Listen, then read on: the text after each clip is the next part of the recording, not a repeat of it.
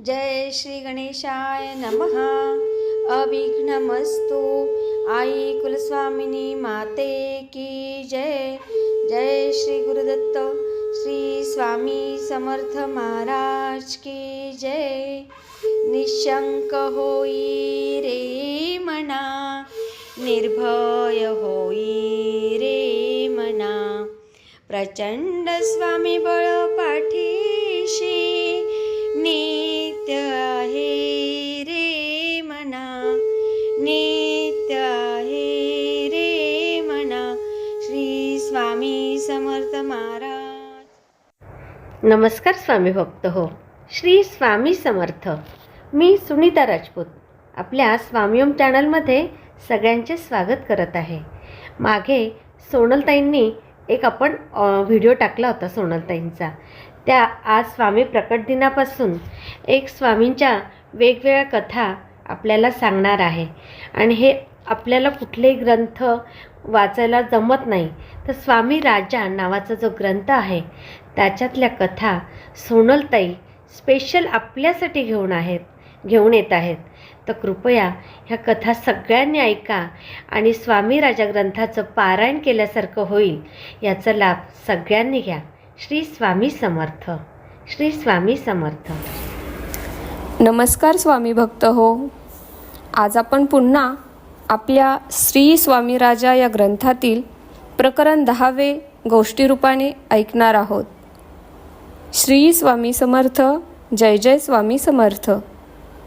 अनुष्ठान, मधुकरी, श्रींचे दर्शन हा नित्यक्रम चालू होता। बाळप्पाच्या मनातील हुरहुर कमी होत नव्हती। मी सद्गुरू भेटीसाठी व त्यांची सेवा घडावी हा हेतू मनी धरून घर सोडले। कर्नाटक प्रांत सोडून सोलापूर जिल्हा आपलासा केला। पण अद्याप माझी वणवण थांबली नाही। मी कधी मुरलीधराच्या देवळात तर कधी चोळप्पांच्या घरी वस्ती करतो। हे असं उपरजीनं कुठवर जगणार। मध्यंतरी फुलाचा काटा लागून माझे बोट सुजले। तेव्हा स्वामींच्या सांगण्याप्रमाणे मी म्हैशी मूत्र लावले। व्याधी बरी झाली। शरीर व्याधी दूर करणारे हे धन्वंतरी स्वामी महाराज, त्यांना माझ्या मनाची व्याधी कळत नसेल का, असे मी कसे म्हणावे। आता मात्र मी नक्की ठरवले आहे की महाराजांचा जिथे निवास असेल, जिथे महाराज राहत असतील तिथेच आपणही राहायचे व स्वामी महाराजांची सेवा करायची। त्याशिवाय स्वामींचे नित्य सानिध्य मला लाभणारच नाही। गुरु म्हणजे अक्षरे 2, अमृताचा समुद्र जाणं, तयामध्ये बुडताक्षण जीवन सार्थची होय। त्या दिवशी स्वामी महाराजांचा मुक्काम मोदी यांच्या घरी होता। बाळप्पा तेथे आपली पडशी घेऊन दाखल झाले। त्यांना पाहताच सुंदराबाई सोलापूरकरीण एकदम म्हणाली, ये बाबा, बरा आलास। स्वामी समर्थांची एवढी तस्त आणि पिकदानी स्वच्छ करून आण। हे ऐकताच बाळप्पांना खूप आनंद झाला। ते त्वरेने तस्त पिकदानी घेऊन बाहेरच्या मोरीकडे निघाले व त्यावेळेपासून बाळप्पांची गुरुसेवा करण्याची इच्छा परिपूर्ण होऊ लागली। स्वामींचे अंथरूण घालणे, त्यांच्या स्नानासाठी पाणी तापविणे, पूजेसाठी गंध उगाळणे वगैरे लहान सहान कामे बाळप्पा मोठ्या आवडीने व तत्परतेने करू लागले। त्यांचा आनंद गगनात मावेना। आपली नित्य उपासना, मधुकरी वगैरे यथासांग ते पार पाडितच होते। जयाच्या हृदयी गुरुस्मरण, तोची त्रिलोकी पूज्य जाण। अमृतपान सदा सगुण, तोची शिष्य अमर होय। मनाच्या तल्लीन अवस्थेत ते लोकांना उद्देशून म्हणत, या कारणे गुरुवचन सत्य माना हो जन. जैसे असेल अंतकरण तैसे होईल परियेसा. तर मुक्ताबाईंच्या शब्दात सांगायचे म्हणजे शुद्ध ज्याचा भाव झाला दूर नाही देव त्याला. राजे मालोजी ह्यांचा गजराज, त्याचे नाव जव्हार. एकदा तो मदमस्त झाला. माहुतालाच काय, पण भल्या भल्यांना तो आवरेना. त्याला साखळदंड बांधून जेरबंद केला. पण माझावर आलेल्या त्या अतिबलवान प्राण्याने तो साखळदंड तर तोडलाच, पण साखळदंड बांधलेला भक्कम खांबही उपटला आणि सैरावैरा धावत निघाला. लोकांची पाचावर धारण बसली. जो तो जीव घेऊन पळू लागला. प्रजेवर हे महाभयंकर संकट कोसळले. सारी राजधानी बेचिराग झाली असती. ही वार्ता स्वामी महाराजांच्या कानावर आली मात्र ते एकदम उठून उभे राहिले व झपाझप निघाले.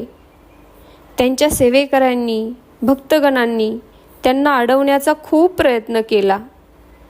स्वामी समर्था, तो गजराज मदमस्त झाला आहे. आपण आपला जीव नाहक धोक्यात घालू नये. आपण आमचे ऐकावे स्वामी महाराज. आपण तिकडे जाऊ नये. पण स्वामी म्हणजे चराचर सृष्टीचे नियंते, सर्व भक्षक काळाचे काळ व प्रत्यक्ष परमात्मा स्वरूप आहेत याची साक्ष या प्रसंगाने घडली. द्रुत गतीने निघालेले स्वामी महाराज राजरस्त्यावर भर चौकात उभ्या असलेल्या त्या गजराजा सानिध्य येऊन उभे राहिले. बाकीच्या बघ्यांचा जीव माटमूट होत होता. आता आपल्याला अघोरी दृश्य पाहावे लागणार म्हणून काहींनी डोळे मिटून घेतले. काही जण किंचाळू लागले, महाराज दूर व्हा, स्वामी महाराज दूर व्हा. काही भेदरून पांढरे फटक पडले. त्यांच्या मुखातून अवाक्षरही बाहेर पडेना. सारे वातावरण भयभीत झाले होते. जव्हारजवळ आलेले स्वामी महाराज त्याच्या नजरेत नजर मिसळून एकटक पाहू लागले. तो उन्मत्त हत्ती क्षणभर स्तब्ध झाला. त्याबरोबर स्वामी महाराजांनी त्याच्या कानशिलावर 4 थोबाडीत मारल्या व म्हणाले, अबे तू मरना चाहता है? दूरवरून पाहणाऱ्यांना आश्चर्य वाटले.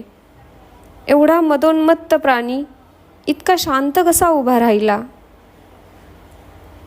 महाराज पुन्हा म्हणाले, पीडा न देना, चुप बैठ. असे म्हणून त्यांनी मोठ्या प्रेमाने गजराजाच्या पाठीवर थोपटले. त्याबरोबर त्या गजराजाने गुडघे टेकून स्वामींना वंदन केले. त्याच्या डोळ्यातून अश्रुधारा वाहू लागल्या.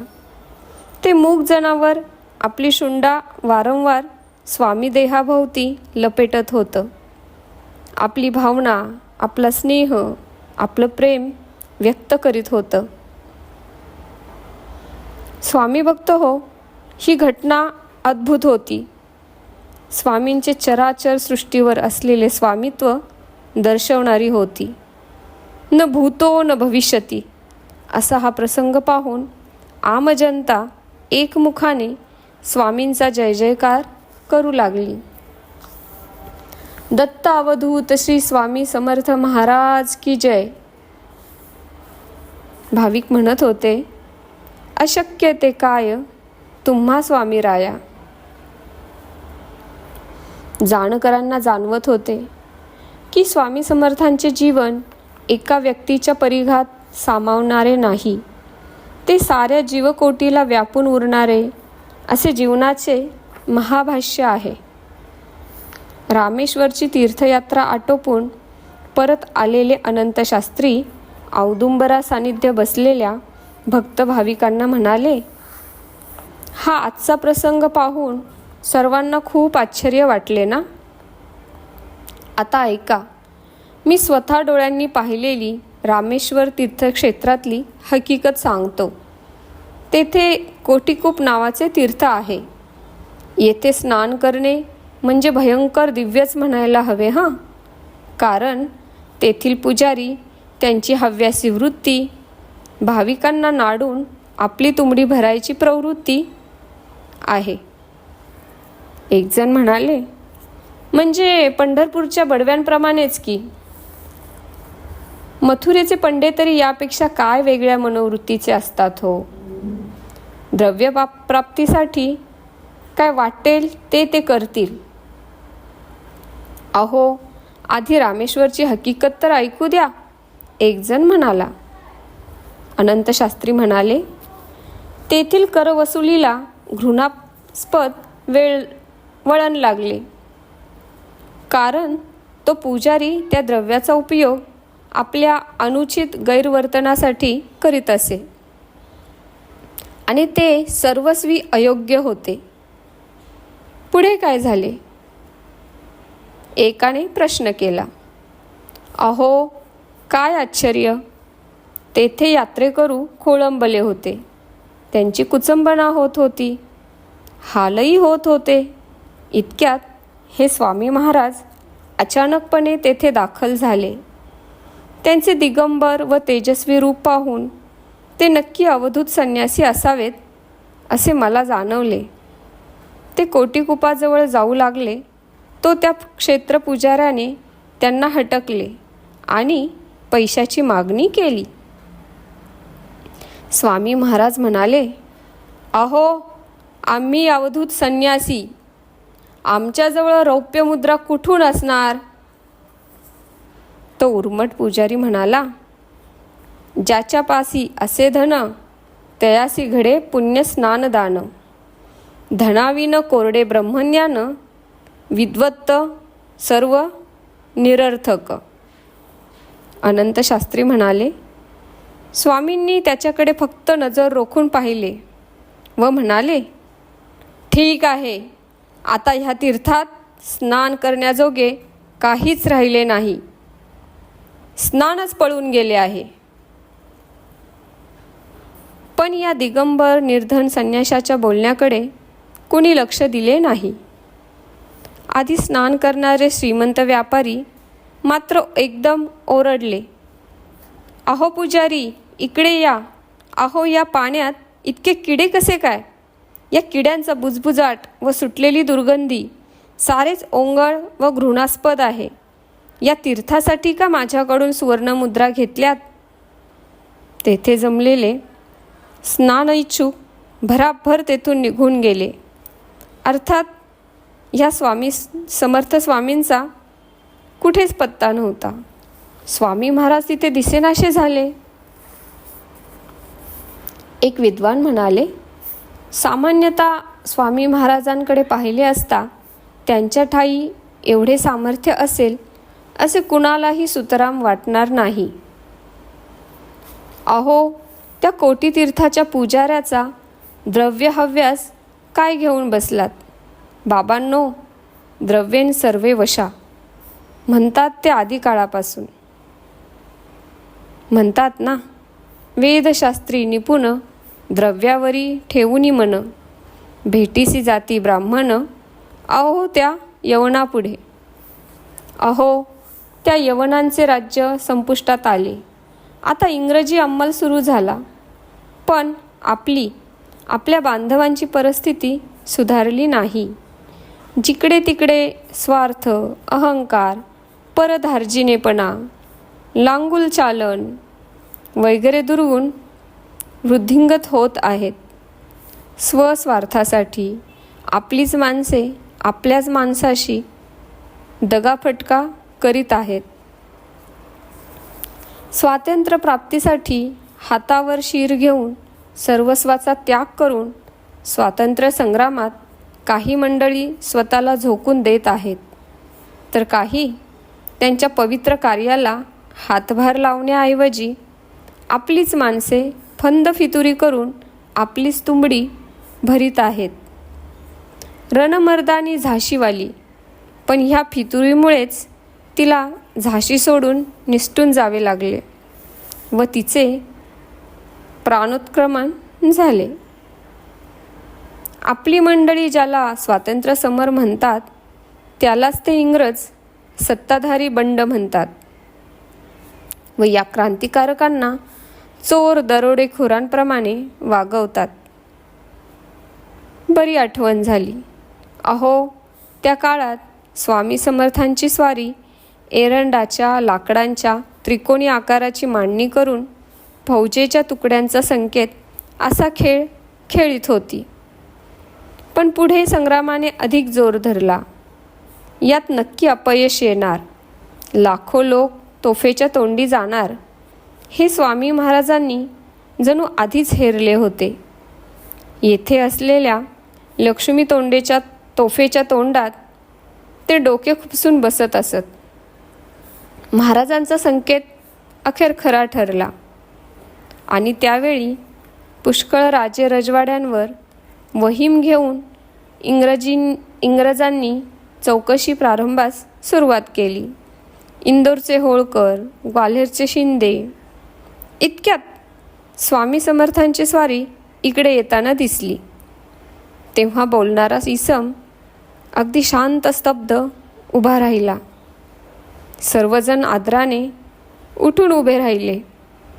त्यांनी स्वामी महाराजांना मुजरा केला. महाराज म्हणाले, अरे, प्रत्येक क्षण महत्त्वाचा असतो. नरजन्मामध्ये या क्षणाचे सार्थक करता येते. तुम्ही रिकामा वेळ चकाट्या पिटण्यात काय घालवता? चला, येथून चालायला लागा व आपापल्या कामाला लागा. प्रत्येकाने आपला कर्मयोग चोखपणाने करायला हवा. स्वामींना नमस्कार करून प्रत्येकजण तेथून निघून गेला. प्रत्येकाच्या मनात आले, स्वामी महाराजांना निष्क्रिय राहिलेले अजिबात आवडत नाही. आपले काम हाच आपल्या जीवनात राम आहे, असे स्वामी महाराज नित्य सर्वांना सांगित असत. अशा प्रकारे ही कथा इथे समाप्त झाली आहे. श्री स्वामी समर्थ. जय जय स्वामी समर्थ. धन्यवाद.